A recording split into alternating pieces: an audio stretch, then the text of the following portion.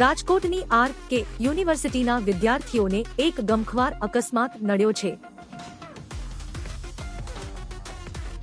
રજાઓમાં દીવ ફરવા જઈ રહેલા 10 જેટલા વિદ્યાર્થીઓને લઈ જતી ઇનોવા કાર જસદણના જંગવડ નજીક ચાલકે કાબુ ગુમાવતા પલટી ખાઈ ગઈ।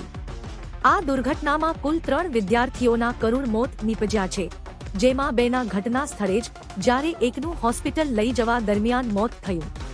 મૃતકોની ઓળખ 19 વર્ષીય નરેશ સુબ્બારાવ, આંધ્રપ્રદેશ, મોથી હર્ષા, તેલંગાણા અને આફરીન સાયદ, આફ્રિકા તરીકે થઈ છે।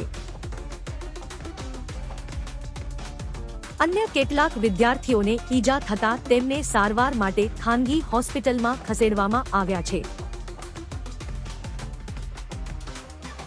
આ ઘટનાથી વિદ્યાર્થી આલમ અને પરિવારજનોમાં શોકનું મોજું ફરી વળ્યું છે।